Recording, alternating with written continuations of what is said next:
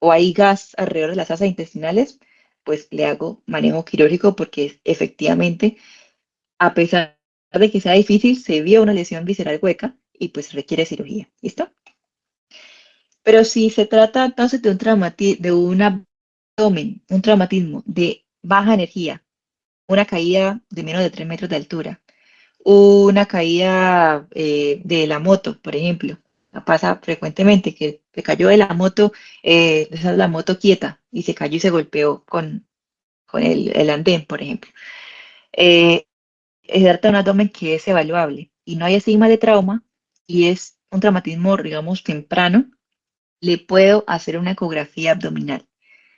Si la ecografía abdominal es normal, puedo dejar a mi paciente en observación clínica y le puedo dar de comer y revalorar. ¿Listo? Entonces, tener en cuenta este mecanismo en caso de que se trate de un traumatismo aislado. Si el paciente se encuentra inestable, requiere cirugía. Hay traumas contusos abdominales que son tan severos que igualmente inestabilizan al paciente y ameritan un manejo quirúrgico. ¿Alguna pregunta a este algoritmo? Doctora, sí, una pregunta. Señor. Cuando tenemos pacientes con politraumas, en ellos también deberíamos sospechar lesión renal. Sin embargo, en ellos Sí, utilizar señor. TAC con contraste no sería lo más indicado, sino, entiendo, sería mandarles primero una prueba de función renal. ¿Qué haríamos con estos pacientes? ¿Y sería realmente adecuado tener como el TAC como primera línea o más bien primero ecografía mientras tienen estos resultados y luego sí TAC? Pues realmente la primera línea es la tomografía y como te digo, no se solicita y ni se indica ni se obliga a tener un estudio de función renal de los pacientes. ¿Qué te pudiera decir yo? Dependerá de la urgencia. Si veo que mi paciente tuvo un traumatismo de muy alto impacto, en donde yo sospecho que necesito valorar rápidamente las lesiones que tiene por la importancia que tiene para el paciente, le hago la tomografía inmediatamente. Si veo que en cambio es un paciente en que yo sospecho que realmente no tenga ninguna lesión, que solamente lo hago como por descarte, le puedo hacer primero un estudio ecográfico, ¿sí? O le puedo hacer primero una punción renal para valorar si amerita o si está indicada una tomografía con contraste. ¿Listo? Pero realmente, si es un traumatismo de alto impacto, eh, lo indicado es la tomografía porque la ecografía no es suficiente para valorar este tipo de lesiones, ¿ya? Entonces, ahí sí prevalece, como te digo, el deseo, el objetivo de salvar la vida del paciente, así implique hasta administrarle contraste endovenoso con la posibilidad de que tenga una lesión renal de base. ¿Mm? Dale, gracias. Se puede mitigar posteriormente, de pronto con la administración de líquidos endovenosos, tratando como de disminuir ese impacto del contraste, pero en caso de alta energía, realmente, de alto impacto, perdón, eh, sí, la tomografía es sin duda la mejor imagen diagnóstica para realizar.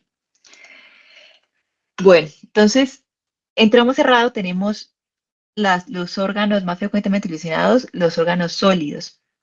El vaso de primero, el hígado de segundo. Esto puede variar un poco de acuerdo a la literatura que ustedes vean. Algunos dirán que el hígado es primero. En general comparten usualmente el primer y segundo lugar. ¿Listo? Pero son los más frecuentemente lesionados.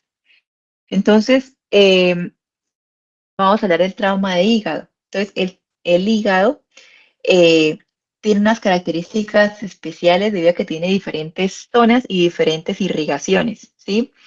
Sin embargo, para el traumatismo, vamos a hablar en general, en principio, de el tamaño del hematoma sin importar la localización y luego ya para las traumas más severos sí vamos a orientarnos de acuerdo al número de segmentos que se encuentran lesionados. Pero al principio no es así. Entonces, el trauma grado 1 se trata de un hematoma subcapsular, o sea, solamente ese hematoma superficial que se ve debajo de la cápsula y menor al 10% del área superficial general.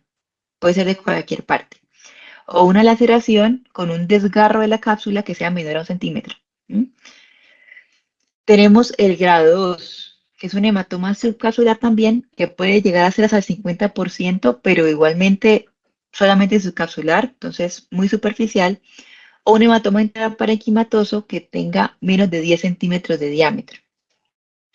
También tenemos la laceración, que sea de 1 a 3 centímetros de profundidad del parénquima y menor a 10 centímetros de longitud.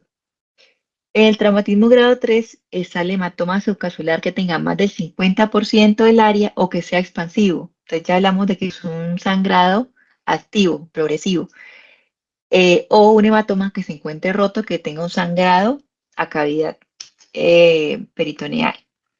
O un hematoma que ya sea también mayor a 10 centímetros o expansivo, intraparenquimatoso, o una laceración que sea mayor a 3 centímetros de profundidad del parénquima. En el grado 4 ya es una irrupción del parénquima del 25 al 75% de un lóbulo hepático o de 1 a 3 segmentos de un lóbulo. Y en el grado 5 tenemos la laceración con una irrupción mayor al 75% de un lóbulo hepático o más de 3 segmentos en un lóbulo, o el traumatismo vascular, sea de la vena yuxta hepática o de el hilio hepático, el hilio hepático principal. Y en el grado 6 ya es la ebullición hepática completa con la falta de riego sanguíneo de ambas partes. Entonces, la mayoría del traumatismo de hígado se concentra en los grados menores. Son usualmente leves y por eso resisten a un manejo conservador. Bien, entonces es el traumatismo más frecuente en lesiones de trauma cerrado en conjunto con el trauma de vaso. La mortalidad del 10%. Recordemos entonces que la vena aporta el 65% del flujo sanguíneo hepático, pero la mitad de la sangre oxigenada, la otra da la hepática común y la hepática propia. Se requiere una adecuada exposición del hígado para poder valorar la lesión que se presentó. Tenemos diferentes ligamentos, como ustedes recordarán, que hay que cortar para poder valorar la extensión completa del hígado.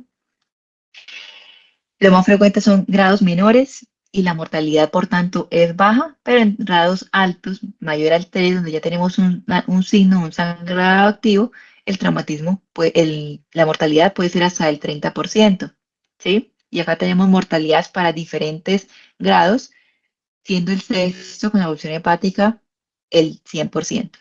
¿Qué complicaciones se pueden derivar de este trauma? Una hemorragia recurrente, donde controla la hemorragia inicial con una laparotomía y una eh, compresión del hígado, pero puede volver a sangrar hasta un 7%. Hemobilia, o sea que hay tanto combinación de fuga de sangre y de bilis del parénquima hepático. Abscesos, hasta el 10%, principalmente en esos hematomas intraparenquimatosos donde queda una cavitación, se pueden comprometer por abscesos. Biliomas en el 7%, fístula